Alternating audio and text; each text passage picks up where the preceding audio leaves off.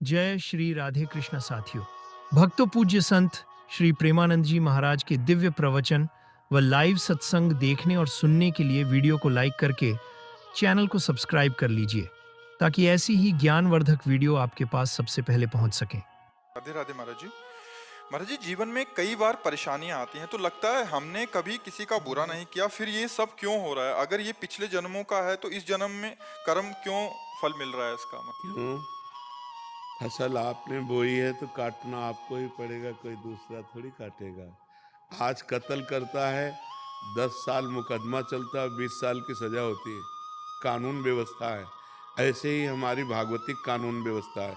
भीष्म जी सरसैया पे पड़े हुए हैं और भगवान से कहते हैं कि मैं 70 जन्म तक देख रहा हूँ अपनी दिव्य दृष्टि से, मैंने ऐसा कोई पाप नहीं किया जो मुझे ये दंड मिले कि 6 महीना बाणों की सैया पर। तो भगवान ने कहा 100 के ऊपर चलो। एक बार आप राजा थे और एक सांप को उठा करके बबूल के पेड़ में बड़े बड़े कांटों में ऐसे डाल दिया और वो 6 दिन तक तड़प तड़प करके मरा। उसी का परिणाम आपको 6 महीने बाणों की सैया में। तो एक बार किसी एक आदमी का कत्ल किया तो उसको 50,000 जुर्माना या 1,00,000 जुर्माना और आजीवन सजा, क्या दंड मिलते हैं? नहीं मिलते। तो हमारे तो न जाने कितने पाप हैं। अब कौन ऐसा शरीरधारी है जो झूठ नहीं बोल रहा? कौन ऐसा शरीरधारी जिससे पाप नहीं हो रहा? ये तो बात कह देना कि हमसे तो कोई गलती ही नहीं हुई, हमसे तो कोई पाप ही नहीं हुआ, ये बिल्कुल हम अविवेकपूर्ण मानते हैं। नहीं, ऐसा नहीं है। हम सबसे गलतियां होती हैं और उसी भगवान के दरबार में अन्याय नहीं है, क्योंकि वहाँ किसी के गवाही की जरूरत नहीं है। वो सर्वव्यापी परमात्मा आपके हृदय में ही बैठा हुआ है।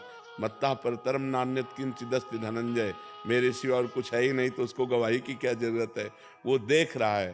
तो हमको बहुत धैर्यपूर्वक चलना है। देखो, हम कई बार बता चुके हैं कि हमारे शरीर की रचना 2 कर्म से हुई है, पाप और पुण्य। दोनों के मिश्रण से मनुष्य शरीर बनता है। केवल पाप से यातना देह का निर्माण होता है जो नरक में मिलता है। केवल पुण्य से देव देह का निर्माण होता है जो स्वर्ग लोक, महारलोक, जनोलोक, तपलोक, सत्यलोक आदि में। लेकिन मनुष्य लोक में दोनों मिश्रित होते हैं, पाप और पुण्य। तो जिस अवस्था में जो हमें दुख मिलना है वो कर्म हमारे ऊपर लागू हो जाएगा। अगर पुण्य कर्म लागू है तो हमें सुखद अनुकूलता प्रशंसा मिलेगी। अगर पाप कर्म लागू है तो दुख प्रतिकूलता निंदा मिलेगी। वो हमारी वैसी बुद्धि हो जाएगी, जैसी हो भवतव्यता तैसी बने सहाय, आप ना आवे ताहि पे ताहि तहाँ ले जाए। अचानक आपसे ऐसी क्रिया बन जाएगी कि आपकी निंदा होगी, आपकी अवहेलना होगी। अचानक आपसे ऐसी क्रिया बन गई, दांव लग गया कि आपकी प्रशंसा होगी, आपकी जय जय हो जाएगी। वो पूर्व कर्मों का विधान चल रहा है। तो फिर मनुष्य जन्म में महानता क्या है? अब नवीन हमसे पाप न होने पावे। अब नवीन कर्म हम ऐसे ऐसे समझ समझ के करें कि हमारी आगे की जो जन्म हो या आगे जो हमें मिले वो बहुत अच्छा ही हो। पाप कर्म नहीं होने चाहिए। अब हमसे गलती नहीं होनी चाहिए। अब लो नशानी अब ना सही हो। तो ये पक्की बात समझ लीजिए कि अपने कर्म को ही भोगना पड़ रहा है। इसमें बिल्कुल संशय न कीजिए कि मैंने तो पाप नहीं किया। किसने प्रश्न किया था? ईमानदारी से देखो सखी, वृंदावन में बैठी हो, ईमानदारी से जब से तुम्हें याद है तब से अब तक देखो, केवल इसी जन्म में क्या आपसे पाप नहीं हुई? क्या आपसे गलती नहीं हुई? आप विचार करके देखिए, हमसे पूर्व जन्म में कितनी गलतियां हो गई हैं। इतनी गलतियां हो गई कि भगवान ने कृपा करके मुझे मनुष्य शरीर दिया है। मेरे कर्म से मनुष्य शरीर नहीं मिला। कबहू का करी करुणा नर देहि, देत ईश बिन हेतु सनेहि। अब भी भगवान की कृपा देखो कि आप साधु समागम में बैठी हो, आप वृंदावन आई हो, संत समाज में बैठी हो। अब मोहि भाव भरोस हनुमंता, बिनु हरि कृपा मिले नहीं संता। तो भगवान तो आपको दुलार ही कर रहे हैं, भगवान तो आपको कृपा ही कर रहे हैं। पर हमने गलती की है तो वो भोग तो हमें भोगने पड़ेगा। तो महाराज जी, इस जन्म का कब भोगना पड़ेगा? अगला। जब अभी जो वर्तमान में गलतियां, अगला।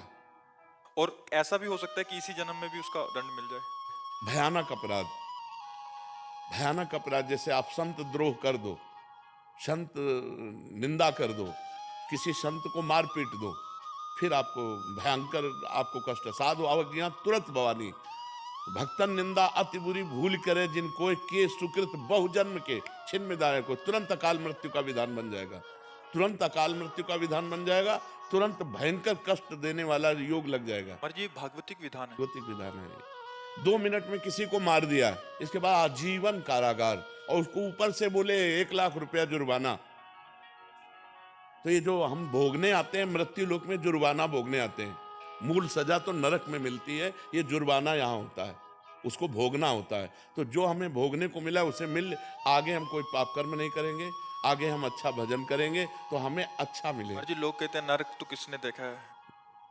अब कह दो कि किसने देखा, जब चोरी करोगे और जब तुम्हारे डंडा चलेंगे और जब जेल जाओगे तो अपने आप जान जाओगे कि जेल किसे कहते हैं। बोले किसने देखा है जेल? तो तस्मात् शास्त्रम प्रमाणम ते कार्य कार्यो व्यवस्थित हो, शास्त्र जो कह रहे हैं वो सत्य है, वो असत्य नहीं है। अब हम बहुत छोटे हैं, कूप मंडूक हैं, जैसे कुआं का मेढक है ना, एक समुद्र का मेढक गया तो कुआं के मेढक ने कहा कहां से आए? बोले समुद्र से। बोले तुम्हारा समुद्र कितना बड़ा है? इधर से इधर उछला कुआं का मेढक। बोले इतना बड़ा है? बोले नहीं। बोले इतना बड़ा है? बोले नहीं। बोले जिंदगी भर तू उछलता रहे तो भी तू समुद्र की था नहीं पा सकता।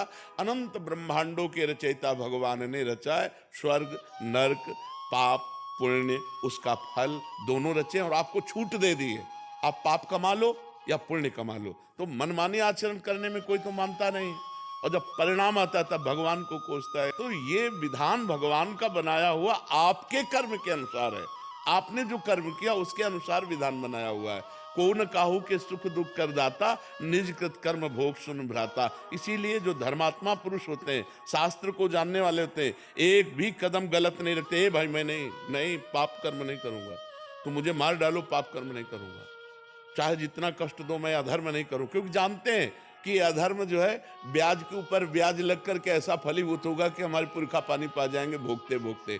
तो ये भगवान का गलती थोड़ी है कि यार एक को तो इतनी सुख सुविधा दे दी, एक को इतनी दुख दुविधा दे दी। नहीं, दोनों के कर्म हैं, उसने कर्म किया उस जगह पहुंच गया, उसने कर्म किया इस जगह पहुंच गया। एक बार राजसूय यज्ञ में एक चीटा एक दाना लेकर के चावल का, और एक टांग टूटी हुई थी, 3 टांगों से बड़ी मेहनत से चल रहा था। अर्जुन जी ने देखा, भगवान से कहा सर्वलोक महेश्वर श्री कृष्ण, क्या इस पर कभी कृपा नहीं होगी? ये बेचारा चीटा एक चावल के दाने को बड़ी मेहनत से ले जा रहा है। तो भगवान ने कहा तुम्हें पता नहीं मुझे पता है, ये 14 बार इंद्र बन चुका है। राजसूय यज्ञ का वो चीटा जो एक दाना चावल बड़ी मेहनत से ले जा रहा था, वो 14 बार इंद्र बन चुका है। महाराज नहुत इंद्र के पद में थे, और व्यभिचार प्रवृत्ति से इंद्राणी के साथ भाव गलत किया तो तुरंत जो है अजगर की योनि में आ गए। कर्म तुरंत देखो ना, बड़े बड़े अधिकारी को सस्पेंड कर दिया जाता है। आप अपने कर्म जहां उत्तम किए तो आप चढ़ते चले जाएंगे। बुद्धिमान वही है जो सुख दुख को भोग कर भजन करते हुए नया पाप ना करे और अपने जन्म को भगवान में समर्पित कर दे। यहाँ का यश कितने मिनट का? जब तक तुम्हारा शरीर छूटा कौन पूछता है यार? तुम चाहे जिस पद में हो और चाहे जितने बड़े यशस्वी हो, तुम्हारे मरने के बाद यहाँ जब भगवान का नाम नहीं ले रहे लोग, तो तुम्हारा नाम कहां से लेंगे? और तुम्हारे साथ जाएगा क्या? यहाँ का बैंक बैलेंस, यहाँ की वाह, यहाँ की तुम्हारी पत्नी पुत्र परिवार। अरे जब देह नहीं जाएगा तो तुम्हारे साथ कुछ नहीं जाएगा। दुनिया में लाखों का मेला जुड़ा, हंसा जब उड़ा तो अकेला उड़ा। उसे अकेला भोगना पड़ता है, फिर नई योनियों में जाकर के दुर्गति भोगता है। इसलिए होश में रहो, जो पूर्व पाप का कर्म है उसे भोग लो हंसते हुए। आगे कोई पाप मत करो, नाम जप करो और अच्छे आचरण करते हुए विजय को प्राप्त हो। परमात्मा ने तुम्हें खेती दे दी और बीज दे दिया, अब बोते क्या हो ये तुम्हें देखना है। खेती दे दी भारत भूमि में मनुष्य शरीर, बीज दे दिया तुम्हारी बुद्धि। पाप कर्म बोते हो या पुण्य कर्म बोते हो? अब बम्बुल बोओगे, दाग छुआरा खाना चाहोगे तो बेकूफी होगी। गन्ना बोओगे तो गन्ना मिलेगा, बम्बुल बोओगे तो बम्बुल मिलेगा। अवश्य में भोक्तव्यम कृतम कर्म शुभाशुभम। या मनमानी आचरण करते हैं, इसके बाद भगवान को दोष देते हैं। नहीं भाई, बहुत संभल करके करो, फिर देखो आपको आनंद आता है कि नहीं। हम अंदर की तुम्हें बात कहते हैं, यदि तुमसे पाप कर्म ना हो तो आप देखो आप सुख में ही डूबते चले जाओगे। लेकिन मनमानी आचरण करते हो, पाप करते हो, जब उसका दंड आता तो भगवान को कोसते हो। भगवान एक सर्व समर्थ पिता है, जो तुम्हें दे दिया, अब तुम उसका बर्ताव क्या करते हो, अपनी श्वासों का, अपनी बुद्धि का, ये तुम देखो। अपनी श्वासें और बुद्धि गंदे कामों में लगाओगे, बोले सफाया करवा दिया, गर्भ गिरा दिया। अरे इतनी हमारे वैज्ञानिकों ने व्यवस्थाएं रखी है कि आप वहां तक पहुंचो ही मती। जब गर्भ आ गया है तो उसको नष्ट करो ही मती। वो भगवान का जीव अंश है, अब आप उसकी हत्या करोगे, उसका दंड मिलेगा कि नहीं मिलेगा? और जब दंड मिलेगा, बोले हमने तो कोई पाप किया नहीं। पराये पुरुष से व्यभिचार करोगे, हमने कोई पाप नहीं किया। पराई स्त्री से व्यभिचार करोगे, हमने कोई, हमारा शास्त्र कह रहा है ये व्यभिचार है, ये पाप है। जिस स्त्री को स्वीकार करे, आजीवन उसी पर ही अपने जीवन को निर्धारित रखे, किसी दूसरी स्त्री से सहवास न करे। एक स्त्री जिस पति को स्वीकार करे, उसे भगवान मान करके आजीवन निर्वाह करे। ये हमारे भारत की पद्धति। हमने कभी डिवोर्स नहीं सुना पीछे, ये अभी चला है। ये जो गर्लफ्रेंड बॉयफ्रेंड, इन्हीं के बाद ये चला है। नहीं, हमने कभी डिवोर्स नहीं सुना।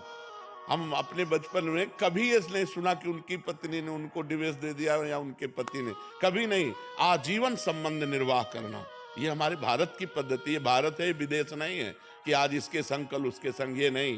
यहाँ धर्म की मर्यादा है। ये परम पवित्र देश है, जहाँ गंगा यमुना और रामकृष्ण के अवतार होते हैं, वो ये पवित्र देश है। तो ये हम कभी भगवान पर आरोप न लगाएं कि उन्होंने हमें दुख क्यों दिया, संकट क्यों दिया। ये हम आपसे प्रार्थना करते हैं कि आप ऐसा मत सोचिए। आपका ही किया हुआ कर्म परिणाम आपके सामने आता है।